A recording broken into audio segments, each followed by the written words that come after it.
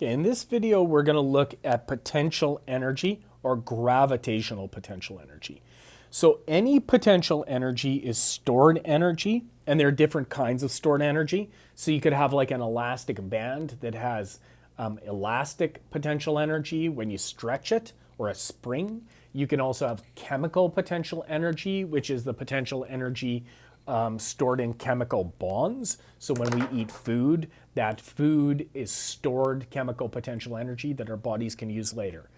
But in most of our questions with potential energy, we're going to deal with just gravitational potential energy. And gravitational potential energy is when I've got an object that's being held above the ground by a distance.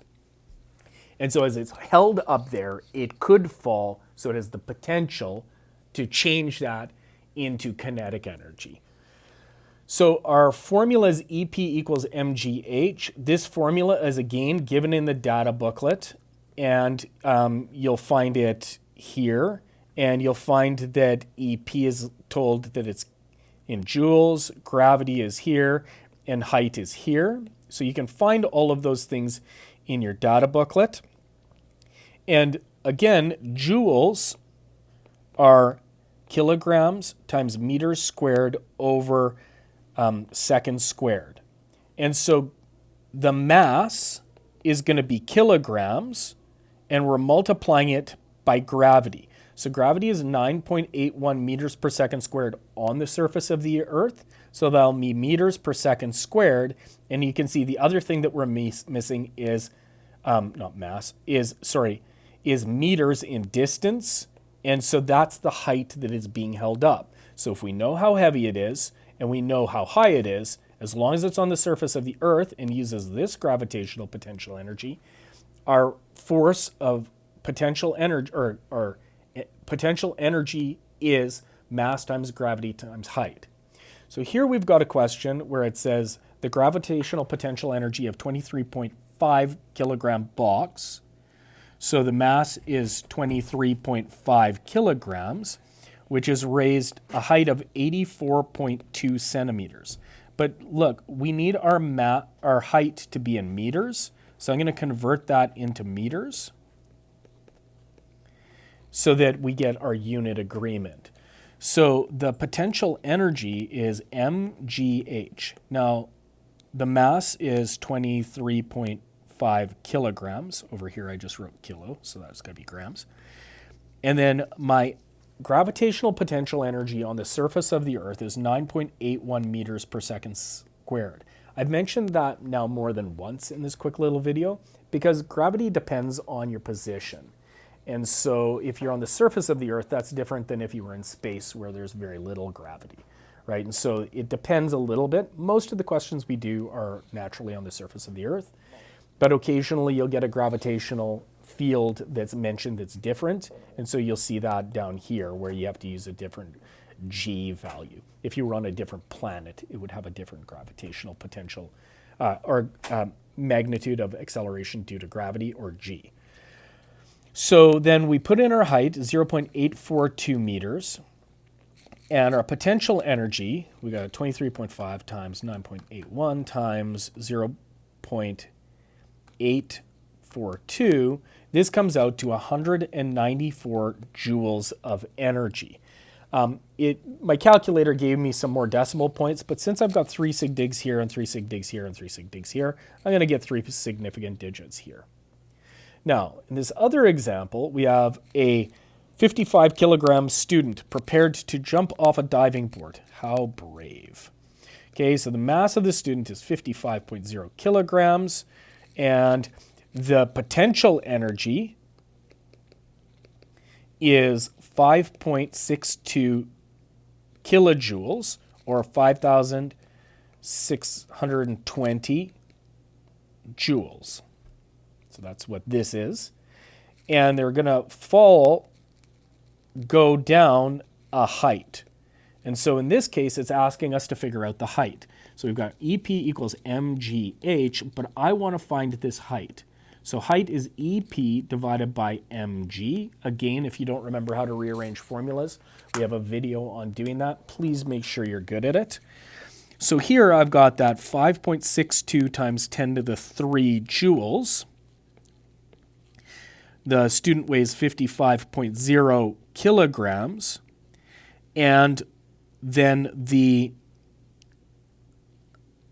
gravitational potential energy is 9.81 meters per second squared. Now, in your calculator, though, you need to group these things. So it's quite possible that you might get the wrong number if you're not grouping the things in the denominator. So I take my energy divided by 55 kilogram,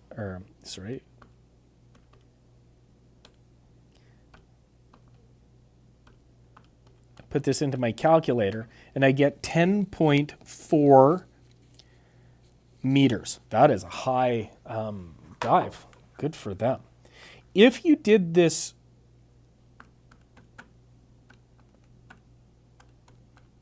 I'll just double check. Yeah. If you did this the wrong way in putting it into your calculator, what you could do, you would end up getting 1,000.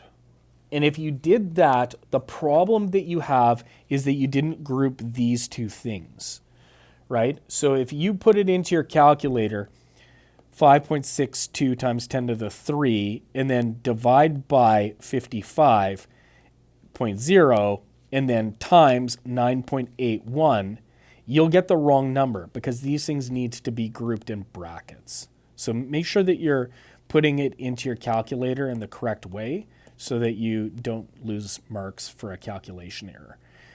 I'm going to skip down to question 2 because it's very similar to question 1. They're just asking you to calculate the gravitational potential energy. They're exactly the same kind of question as our first one. But here, they're talking about a satellite that's going around the Earth. It is got an altitude of 120 kilometers. So that's 1.20 times 10 to the 5 meters.